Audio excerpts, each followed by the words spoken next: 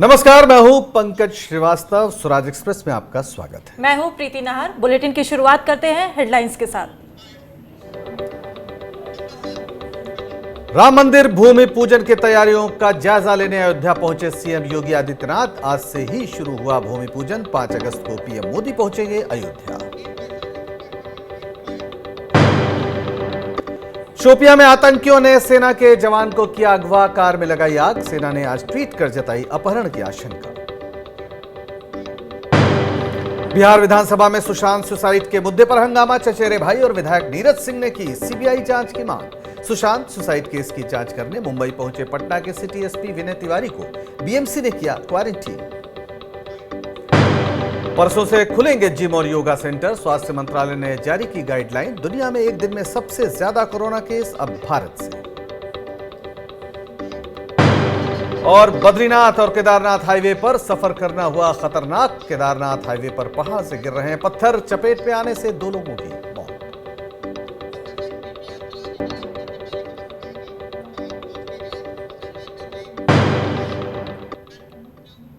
जम्मू कश्मीर के कुलगांव में सेना का जवान शाकिर मंजूर लापता कल से लापता है।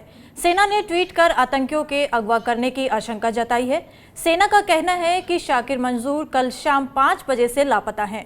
उनकी कार भी जली हुई कुलगाम के पास मिली है। संदेह है कि जवान का आतंकवादियों ने अपहरण कर लिया गया है। जवान की तलाश के लिए सेना का सर्च ऑपरेशन जारी है।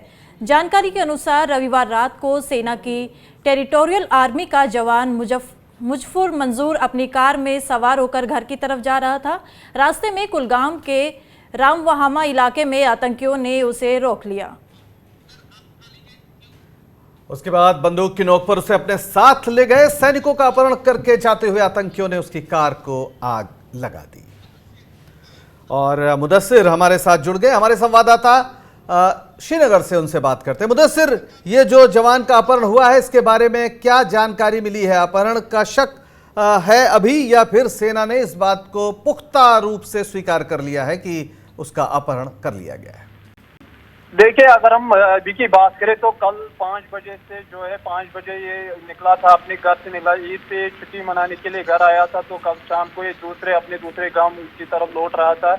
तो वहां पे कुछ बंदूकधारों ने इसकी गाड़ी को रोक लिया और उसके बाद वहां से ही ये अभी तक जो है लापता है। और उसके बाद तकरीबन आधे घंटे के बाद जब इसकी गाड़ी को जला हुआ पाया अपने घर से तकरीबन 2 किलोमीटर दूर, तो तब ही ये शक हुआ कि इसको कहीं से उठा लिया गया। लेकिन सुबह से ही जगह के पुलिस ने इससे बयानबाजी की। पुलिस ने यही स्टेटमेंट आया पुलिस ने कि अभी आशंका यही जताई जा रही कि वो आतंकवादियों ने इनको जो है वो किडनैप कर लिया है। लेकिन अभी की बात यह है कि अभी तक कोई पुख्ता कंफर्मेशन नहीं दे रहे हैं कि इसमें जो है आतंकवादियों का हाथ है। लेकिन यही आशंका जताई जाती है कि मिलिटेंट भी इसमें इन्वॉल्व है, इसमें अपहरण के हवाले से।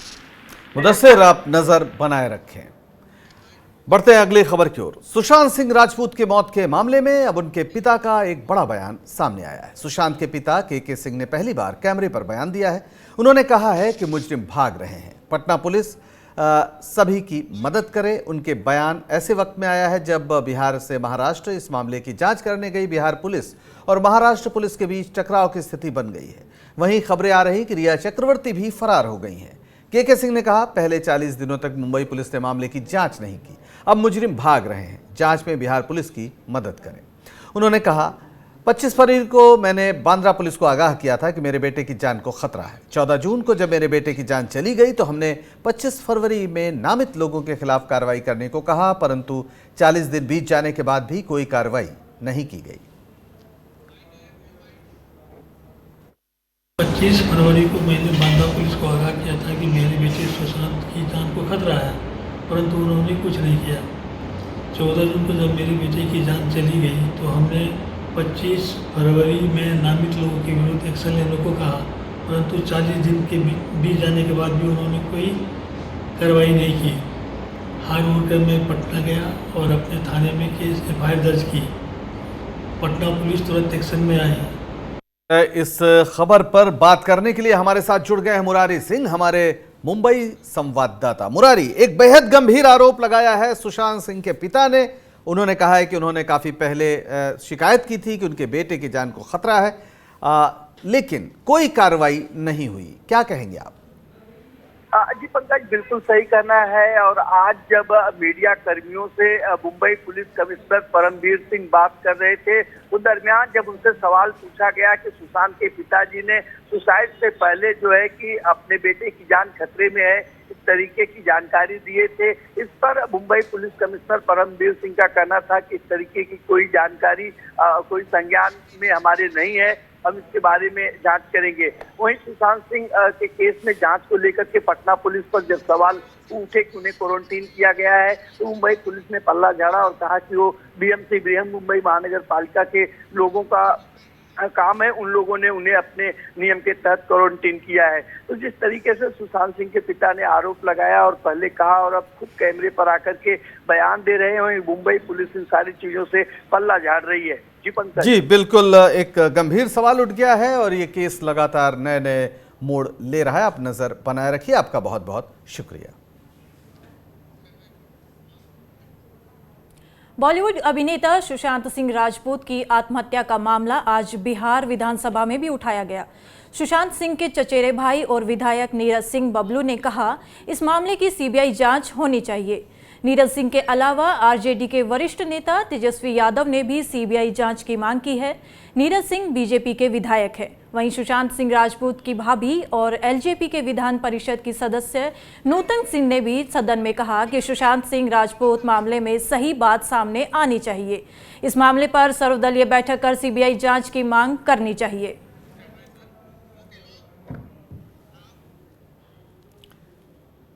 उधर सुशांत सुसाइड केस में सियासत भी शुरू हो गई है। बिहार के मुख्यमंत्री नीतीश कुमार ने एसपी विनय तिवारी को क्वारंटीन करने को लेकर नाराजगी जताई है।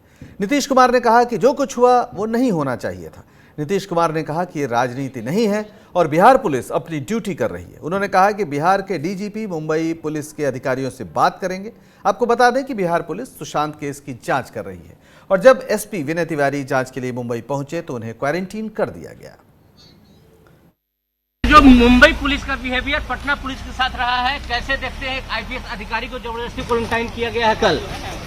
हमारे सरकार की तरफ से डीजीपी ने पूरी सूचना दी है और वो खुद भी वहाँ बात कर रहे हैं। उनके साथ जो कुछ भी हुआ है ये ठीक नहीं है, ये बातचीत करेंगे। सर वहाँ बात करेंगे वहाँ के सीएम से। पॉलिटिकल बात नहीं है, ये जो कानूनी जिम्मेवारी है बिहार पुलिस की, उस जिम्मेवारी को हम उसी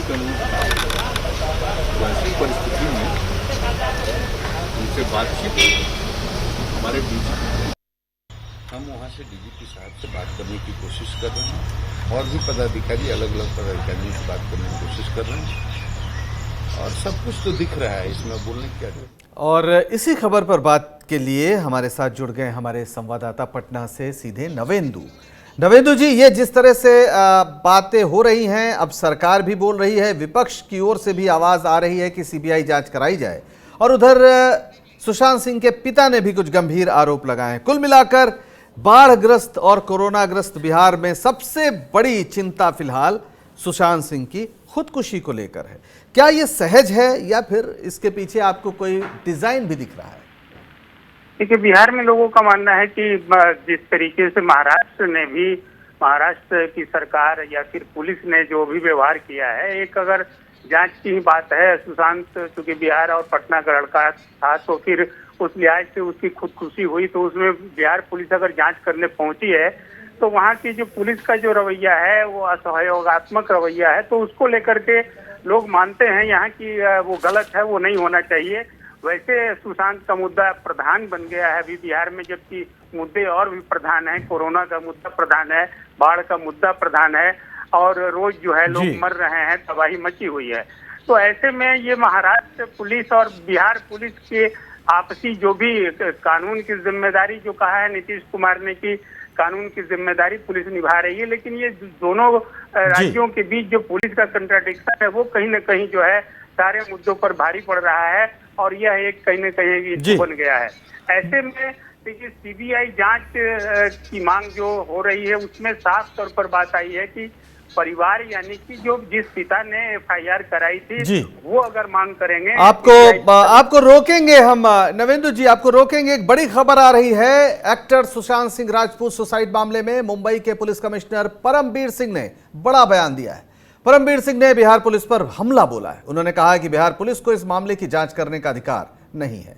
हम बिहार पुलिस की जांच पर कानूनी सलाह ले रहे हैं। यह केस बिहार से मुंबई ट्रांसफर होना चाहिए था। पुलिस कमिश्नर ने आगे कहा कि मुंबई पुलिस इस मामले की विस्तृत तरीके से जांच कर रही है और अब तक हमने इस मामले में 56 लोगों के बयान दर्ज किए हैं। अभी हम किसी निष्कर्ष पर नहीं पहुंचे।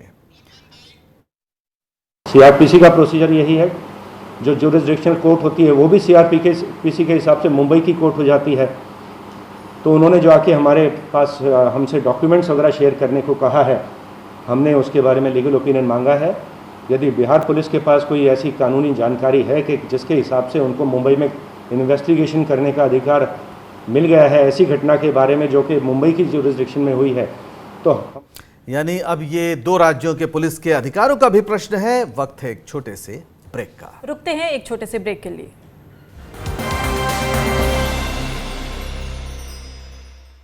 For me, my passion was sports, but Dad wanted me to be an engineer. Glad I joined LPU, where I followed my passion, and today I work for Amazon at a package of 28 lakhs per annum. Thanks LPU for making me achieve both. Think big, Lovely Professional University. चलो इतिहास के कुछ पन्ने पलटते हैं। चलो उस दौर में कुछ दूर चलते हैं। हो बात ग्वालियर की या हो कहानी मुमताज की, बेगम नवाब की झलकियां या हो बात काले ताज की, हर तरफ पसरा यहाँ इतिहास है। यूं ही नहीं कहते सभी, मध्य प्रदेश तो कुछ खास है। वक्त के निशान।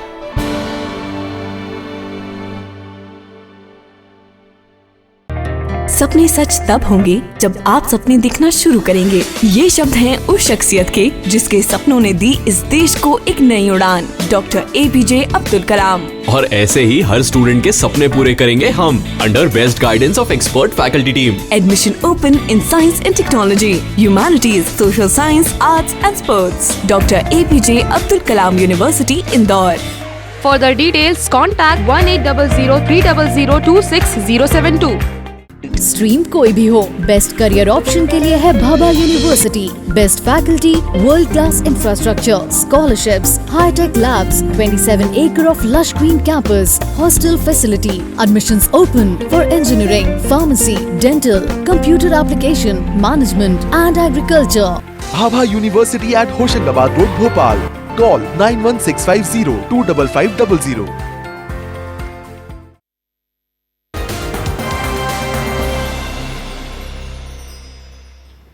ब्रेक के बाद आपका एक बार फिर स्वागत है। अयोध्या में राम मंदिर के भूमि पूजन की घड़ी अब नजदीक आ रही है। परसों प्रधानमंत्री नरेंद्र मोदी अयोध्या में राम मंदिर की नींव रखेंगे। इस बीच उत्तर प्रदेश के मुख्यमंत्री योगी आदित्यनाथ की तरफ से ट्वीट कर लोगों से अपील की गई है कि वो घर पर बैठकर ही ऐतिहासिक दृश्य का नजारा लें। वहीं मुख्यमंत्री योगी आदित्यनाथ आज अयोध्या पहुंचे हैं। यहां पर सीएम ने तैयारियों का जायजा लिया और सुरक्षा व्यवस्था को परखा। सीएम योगी यहां मौजूद अधिकारियों को निर्देश देते उनसे जानकारी लेते हुए नजर आए। सीएम योगी राम जन्मभूमि तीर्थ ट्रस्ट के अध्यक्ष नृत्य गोपाल दास से भी मिले। आज सुबह 8 बजे से राम जन्मभूमि पर पूजा पाठ भी शुरू हो रहा है। देश के यशस्वी प्रधानमंत्री आदरणीय मोदी जी अयोध्या में लगभग 500 वर्षों की इस परीक्षा के परिणाम के साथ भगवान श्री राम के भव्य मंदिर निर्माण की आधारशिला रखेंगे। ये हमारे लिए ऐतिहासिक क्षण भी है, भावनात्मक क्षण भी है और एक नए भारत के निर्माण की आधारशिला को रखने का अवसर। अयोध्या में राम मंदिर तीर्थ क्षेत्र ट्रस्ट के महासचिव और वीएचपी के उपाध्यक्ष चंपत राय ने प्रेस कॉन्फ्रेंस की। चंपत राय ने बताया कि 5 अगस्त को होने वाले भूमि पूजन कार्यक्रम के लिए 36 आध्यात्मिक परंपराओं के 135 संतों को निमंत्रण भेजा गया है। चंपत राय ने बताया कि अयोध्या में निमंत्रण कार्ड बांटने शुरू कर दिए गए हैं। पहले उन लोगों को दे रहे हैं जिनका निवास अयोध्या में ही है। जैसे जैसे लोग बाहर से आएंगे उन्हें उनका कार्ड सौंपा जाएगा। चंपत राय ने बताया कि इकबाल अंसारी और मोहम्मद शरीफ को भी निमंत्रण भेजा गया है। हर एक कार्ड पर नंबर है और उसी नंबर की लिस्ट पुलिस को गेट पर दी जाएगी। नंबर और नाम क्रॉस चेक होगा तभी एंट्री मिलेगी। चंपत राय ने बताया कि राम मंदिर परिसर में मोबाइल, कैमरा या किसी भी इलेक्ट्रॉनिक उपकरण की इजाजत नहीं होगी। उत्तर प्रदेश सरकार के मंत्रालय ने मंदिर के नए मॉडल का एक डाक टिकट भी जारी किया है। मेरे विचार से 5 रुपए का है। उस डाक टिकट का लोकार्पण भी प्रधानमंत्री महोदय करेंगे। कोरोना संकट के बीच अयोध्या में राम मंदिर के भूमि पूजन पर कांग्रेस के वरिष्ठ नेता दिग्विजय सिंह ने फिर सवाल उठाए हैं। भोपाल में प्रेस कॉन्फ्रेंस में उन्होंने कहा कि स्वामी स्वरूपानंद का मैं दीक्षित शिष्य हूं। मैंने उनसे पूछा कि हर शुभ कार्य के लिए मुहूर्त देखा जाता है, चातुर्मास में शुभ कार्य नहीं होता, फिर राम मंदिर का भूमि पूजन कैसे हो रहा है।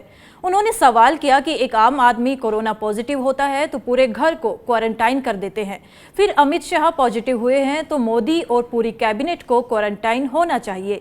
उन्होंने कहा कि सनातन हिंदू धर्म की मान्यताओं को नज़रअंदाज करने का नतीजा है कि राम मंदिर के समस्त पुजारी कोरोना पॉजिटिव हो गए हैं। उत्तर प्रदेश की मंत्री कमला रानी वरुण का कोरोना से स्वर्गवास हो गया। उत्तर प्रदेश के ही भाजपा अध्यक्ष कोरोना पॉजिटिव अस्पताल में हैं और अब अमित शाह कोरोना पॉजिटिव हो गए हैं। दिग्विजय सिंह ने कहा कि मध्य प्रदेश के सीएम कोरोना पॉजिटिव हो गए हैं और वे खरीद फरोख्त में लगे रहे। ऐसे में मध्य प्रदेश के सभी मंत्रियों को क्वारंटाइन होना चाहिए। नेता और आम आदमी के लिए अलग अलग कानून क्यों है? जब पूरे देश में ये परंपरा चली आ रही है कि हर शुभ कार्य के लिए मुहूर्त देखा जाता है और चतुर्मास में कोई शुभ कार्य नहीं होता है, शादी विवाह नहीं होता है, तो फिर राम मंदिर का शिलान्यास 5 अगस्त को जो कि भादों में आता है उसमें क्यों किया जा रहा है? ट्रैकिंग की जाती है, किसी को कोरोना वायरस हो जाता है तो उसकी ट्रैकिंग की जाती है किस किस के वो संपर्क में आया। अब कमला रानी जी उत्तर प्रदेश की मंत्री कैबिनेट मीटिंग अटेंड की होंगी, उन्होंने कार्यक्रमों में भाग लिया होगा, मुख्यमंत्री जी से मिली होंगी, प्रदेश के अध्यक्ष जी से मिली होंगी। उनका जब दुखद देहांत हो गया तो इस बारे में तो पूरी कैबिनेट को क्वारंटीन होना चाहिए था, वहां के अधिकारियों को क्वारंटीन होना चाहिए था। अमित शाह जी कैबिनेट मिनिस्टर हैं, गृह मंत्री हैं, उनके अधिकारी कर्मचारी और प्रधानमंत्री से जीवित संपर्क रहता है, उनको क्वारंटीन होना चाहिए था। पूरी कैबिनेट को क्वारंटीन होना चाहिए मोदी जी की सरकार को। आमतौर पर बीजेपी के नेता कांग्रेस नेता दिग्विजय सिंह को राम विरोधी बताते हुए प्रचार करते हैं, लेकिन कांग्रेस नेता योगेंद्र सिंह परिहार ने एक वीडियो जारी किया है जिसमें दिग्विजय सिंह भगवान राम की पूजा करते दिखाई दे रहे हैं। योगेंद्र सिंह परिहार के मुताबिक दिग्विजय सिंह राम भक्त हैं और राघोगढ़ में कई मंदिर हैं जहां भगवान राम की राघव जी के रूप में पूजा होती है। वहां दशकों से अखंड ज्योति जल रही है। उन्होंने कहा कि दिग्विजय सिंह जैसे धर्मपरायण लोग बहुत कम हैं। ऐसे में बीजेपी और वीएचपी के दावे खोखले साबित होते हैं जो खुद को अकेला राम भक्त कहते हैं। योगेंद्र सिंह परिहार के मुताबिक राम मंदिर भूमि पूजन के लिए मुहूर्त की अनदेखी की जा रही है। वहीं उन्होंने जगतगुरु स्वामी स्वरूपानंद जो शंकराचार्य हैं और उनके शिष्य अविमुक्तेश्वरानंद जी महाराज की अनदेखी का भी आरोप लगाया।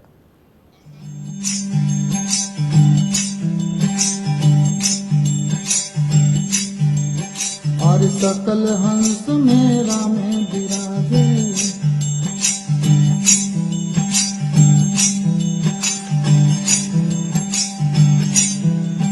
अरे राम बिना कोई धामे नहीं, राम बिना कोई धामे नहीं।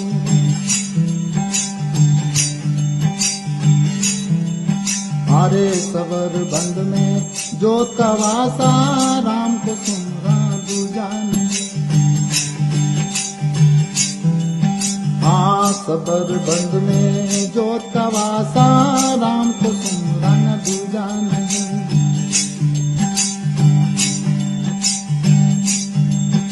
अरे तीन गुण पर तेजे हमारा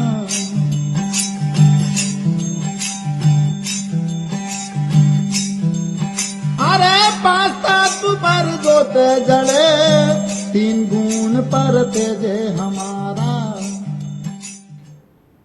कांग्रेस के मीडिया कोऑर्डिनेटर अभय दुबे ने राम मंदिर को लेकर कहा कि कांग्रेस पार्टी ने कभी मंदिर का विरोध नहीं किया, बल्कि साल 1985 में पूर्व पीएम राजीव गांधी ने ही उस मंदिर का ताला खोला था जहां रामलला विराजमान थे, जबकि बीजेपी के नेताओं ने कई बार रामायण काल की निशानियों को मिटाने की कोशिश की। राजीव गांधी जी ने ये सर्वविदित है कि 1985 में भगवान प्रभु श्री राम रामलला जहां विराजमान थे उस मंदिर का ताला खोला और उसके बाद 1989 में वहां शिला पूजन किया गया जिसकी अनुमति बाकायदा राजीव गांधी जी के द्वारा दी गई। इतना ही नहीं, राजीव गांधी जी ने सार्वजनिक रूप से इस बात का उद्घोष किया कि मैं देश में राम राज्य की स्थापना के लिए निकला हूं। छत्तीसगढ़ की राज्यपाल अनुसुईया उइके ने रक्षाबंधन पर प्रदेश के मुख्यमंत्री भूपेश बघेल को राखी भेजी है। सीएम के साथ गवर्नर की राखी की चर्चा सियासी गलियारों में भी हो रही है क्योंकि इस राखी पर राम का नाम लिखा है। राज्यपाल अनुसुईया उइके ने सीएम बघेल को राखी के साथ भेजे पत्र में कोरोना महामारी की वजह से मुलाकात न हो पाने को लेकर अफसोस जताया। उन्होंने पत्र में कोरोना वायरस आपदा से निपटने में सीएम बघेल की कार्यशैली की तारीफ भी की। वहीं सीएम भूपेश बघेल ने राखी मिलने के बाद राज्यपाल को उपहार के रूप में साड़ी भेजी है।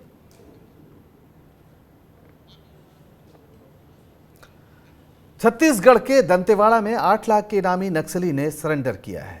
मल्ला नाम के इस नक्सली ने अपनी बहन की अपील पर सरेंडर किया। मल्ला की बहन ने उससे सरेंडर करने की अपील की थी। रक्षाबंधन के मौके पर उसने ये सरेंडर किया।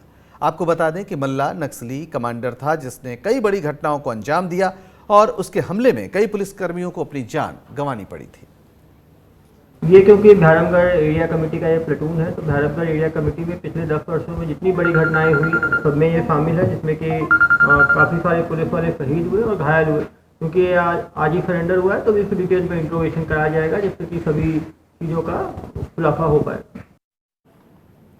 छत्तीसगढ़ के सरगुजा जिले के मैनपाट से एक ऐसी तस्वीर सामने आई है जिसने जिला प्रशासन और स्वास्थ्य विभाग पर कई सवाल खड़े कर दिए हैं।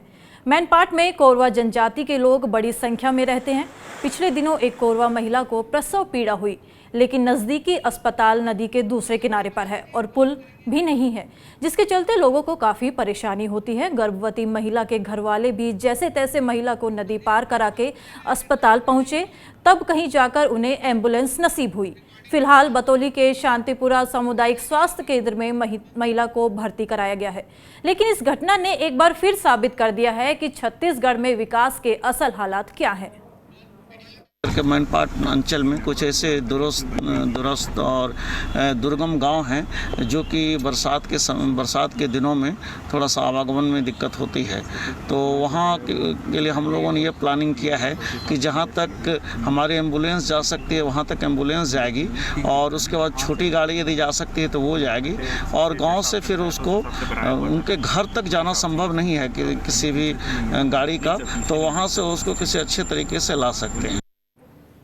फिलहाल इस बुलेटिन में इतना ही।